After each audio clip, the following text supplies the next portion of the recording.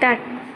तर नमस्कार विद्यार्थी मित्रांनो, मी संतोष गांधीले या यूट्यूब चॅनलवर पुन्हा एकदा तुमचं सर्वांचं स्वागत. या अगोदरच्या व्हिडिओमध्ये मी तुम्हाला ऑक्झिलरीज वर्ब अर्थात हेल्पिंग वर्ब म्हणजे काय हे सांगितलं होतं आणि त्याचं दोन भागामध्ये कशा पद्धतीने डिवायडेशन होतं, जसं की प्रायमरी ऑक्झिलरीज आणि दुसरं होतं मॉडल ऑक्झिलरीज, हे पण सांगितलं होतं. तर आज आपण स्वतंत्रपणे प्रायमरी ऑक्झिलरीज नेमके कुठले असतात आणि त्यांचा कुठल्या सर्वनामांसमोर नेमका कसा उपयोग करायचा, त्याचा अर्थ काय होत असतो काळानुसार, हे आपल्याला बघायचं. तर मी तुम्हाला अगोदर सांगितल्याप्रमाणे प्रायमरी ऑक्झिलरीज मध्ये सुद्धा तीन भाग पडत असतात. त्याच्यातले काही सहाय्यकारी क्रियामध्ये टू बीचे असतात, काही टू डूचे येतात आणि काही टू हॅवचे येतात. टू बीचे कुठले येतात? Am is, are, was, were. To डूचे कुठले येतात? Do, does, did. आणि टू हॅवचे कुठले? Have, has, had. याचा वर्तमान काळ, भूतकाळ आणि भविष्यकाळामध्ये कुठल्या सर्वनामासोबत कुठला उपयोग करायचा आणि नेमका त्याचा अर्थ काय निघत असतो, हे आज आपण या व्हिडिओमध्ये बघणार आहोत. बघा, इयत्ता 5वी पासून तर 12वी पर्यंत सर्वात महत्त्वाचा असलेला हा भाग व्यवस्थितपणे शेवटपर्यंत ऐका, शेवटपर्यंत व्हिडिओ बघा. बघा, आता प्रोनाउन आपले सर्वनाम किती आहेत? आय आणि वी हे फर्स्ट पर्सन साठी म्हणजे बोलणाऱ्यासाठी वापरले जातात. यू हे ऐकणाऱ्यासाठी, ही, शी, इट हे थर्ड पर्सन साठी, दे हे थर्ड पर्सन साठी पण अनेक वचनीसाठी आणि राम हे एक वचनी नाम घेतलेले आहे.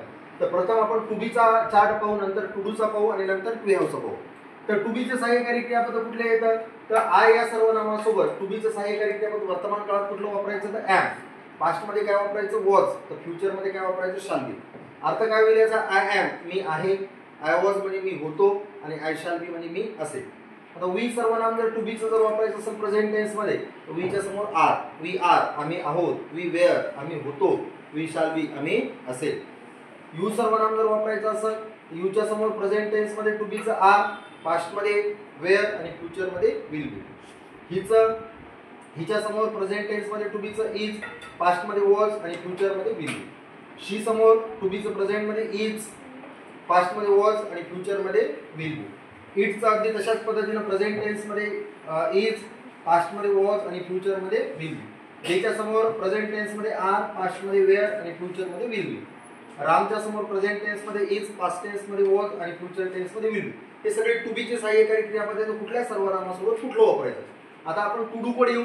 टू डू मध्ये जर बघितलं तर आयच्या समोर प्रेझेंट टेन्स मध्ये टू डूचं सहाय्यकारी क्रियापद डू, आय डू मी करतो, पास्ट मध्ये डीड, आय डीड म्हणजे मी केले आणि आय शाल डू म्हणजे मी करेन.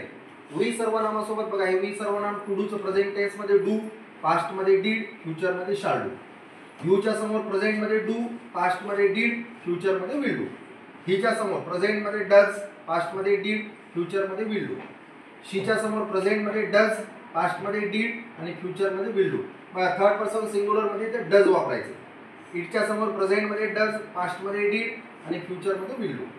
देच्या समोर प्रेझेंट मध्ये डू, पास्ट मध्ये डीड आणि फ्युचर मध्ये विल डू. आणि रामच्या समोर प्रेझेंट मध्ये डज, पास्ट मध्ये डीड आणि फ्युचर मध्ये विल डू. हे सगळे टू डूचे सहाय्यकारी क्रियापद झाले. आता हे टू हॅवचे सहाय्यकारी क्रियापद प्रेझेंट, पास्ट आणि फ्युचर मध्ये कुठल्या सर्वनामासोबत कुठले वापरायचे? तर आयच्या समोर प्रेझेंट मध्ये हॅव, पास्ट मध्ये हॅड आणि फ्युचर मध्ये शाल हॅव. वीच्या समोर प्रेझेंट मध्ये हॅव, पास्ट मध्ये हॅड, फ्युचर मध्ये शाल हॅव. यूच्या समोर प्रेझेंट टेन्स मध्ये हॅव, पास्ट टेन्स मध्ये हॅड आणि फ्युचर टेन्स मध्ये विल हॅव. त्याच्याच पद्धतीनं हिच्या समोर प्रेझेंट मध्ये हॅज, पास्ट मध्ये हॅड आणि फ्युचर मध्ये विल हॅव. शीच्या समोर प्रेझेंट मध्ये हॅज, पास्ट मध्ये हॅड आणि फ्युचर मध्ये विल हॅव. इटच्या समोर प्रेझेंट मध्ये हॅज, पास्ट मध्ये हॅड आणि फ्युचर मध्ये विल हॅव. त्याच पद्धतीनं टू हॅवचे सहाय्यकारी क्रियापद वापरत असताना देच्या समोर प्रेझेंट समोर हॅव, पास्ट समोर हॅड आणि फ्युचर मध्ये विल हॅव.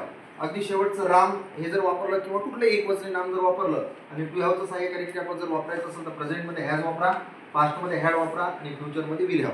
आता एक गोष्ट लक्षात ठेवा, प्रत्येकाचं एक एक वाक्य बनवून बघा. जसं की आता सगळ्यांचं एक एक वाक्य बनवून दाखवतो मी तुम्हाला. एकाच टेन्स मधले आयच्या समोर काय वापरतात, बाकीचा सराव तुम्ही घरी करा.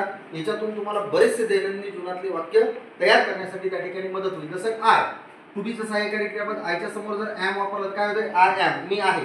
नंतर त्याला वेगवेगळे शब्द लावता येतात, जसं की आय ॲम अ बॉय मी मुलगा आहे किंवा आय ॲम अ स्टुडंट मी विद्यार्थी आहे. तेच पास्ट टेन्स मध्ये आय वॉज म्हणजे मी होतो, आय वॉज म्हणजे मी होतो, आय वॉज अ कॅप्टन म्हणजे मी कप्तान होतो. अशा पद्धतीने आय शाल बी मी असेल, I shall be a doctor me doctor असेल किंवा अशा पद्धतीने असेल ते वापरायचं. आता टू डू वापरत असताना काय अर्थ होतो? आयच्या समोर जर डू वापरलं, आय डू म्हणजे मी करतो, आय डू म्हणजे मी करतो. एखादी गोष्ट आपण करतो वर्तमान काळामध्ये त्यावेळेस आय डू म्हणायचं. एखादी गोष्ट तुम्ही केले असं ज्यावेळेस म्हणायचं पास्ट टेन्स मध्ये त्यावेळेस आय डीड म्हणजे मी केले. आणि एखादी गोष्ट करेन असं जर म्हणायचं असेल तर आय शाल डू मी करेन. अगदी त्याच पद्धतीने टू हॅवच्या बाबतीत जर विचार केला तर आय हॅव, आय हॅव म्हणजे मी जवळ आहे नाही म्हणायचं, आता माझ्या जवळ आहे. स्थळ काळानुसार काय करायचं असतं, सर्वनामाच्या अर्थामध्ये बदल करायचे असतात. आय हॅव माझ्याजवळ आहे. पास्टमध्ये एखादी गोष्ट तुमच्याजवळ होती असं जर म्हणायचं असेल तर काय म्हणतात, आय हॅड. आय हॅड म्हणजे माझ्याजवळ होते. आणि फ्युचरमध्ये एखादी गोष्ट तुमच्याजवळ असेल असं ज्यावेळेस तुम्हाला सांगायचं असं त्यावेळेस काय म्हणायचं, आय शॅल हॅव माझ्याजवळ असेल. अगदी याच पद्धतीने तुम्ही पण काय करा, हे सगळे सर्वनाम याच्यासोबत जोडून वाक्य तयार करा. इथं 9 वाक्य तयार होतील, इथं 9 वाक्य, इथं 9 वाक्य, इथं 9 वाक्य, म्हणजे जवळपास कितीतरी वाक्य जास्तीत जास्त तुमचे तयार होतील. ते वाक्य व्यवस्थितपणे हाताळा, व्यवस्थितपणे अभ्यासा, परत परत त्याचा सराव करा. नंतर याला एखादा शब्द जोडून पुन्हा मोठं वाक्य करा. असं जर करत राहिले, असे जर प्रयत्न करत राहिले तर टू बी, टू डू आणि टू हॅव याच्यामुळे तुमच्या दैनंदिन जीवनामध्ये इंग्रजी बोलण्याची 30% समस्या त्या ठिकाणी सॉल्व्ह होऊ शकते. हा चार्ट व्यवस्थितपणे त्याचा स्क्रीनशॉट काढा, एखाद्या चांगल्या पेजवरती तो लिहा आणि तुमच्या नजरेसमोर सदैव ठेवा आणि जास्तीत जास्त याचा सराव करा, जेणेकरून तुम्हाला हेही कळेल की कुठल्या सर्वनामासोबत कुठलं सहाय्यकारी क्रियापद वापरायचं आणि ते जर वापरलं तर नेमका त्याचा अर्थ कुठला त्या ठिकाणी तयार होतो. या सर्वांची जर व्यवस्थित जर तुम्ही प्रॅक्टिस केली तर हे फार उपयोगाचं होईल. हा जर व्हिडिओ तुम्हाला आवडला या व्हिडिओला लाईक करा, जास्तीत जास्त एज्युकेशन ग्रुपमध्ये हे शेअर करा आणि अजूनही चॅनलला जर सबस्क्राईब नसेल केलं तर सबस्क्राईब करा. धन्यवाद.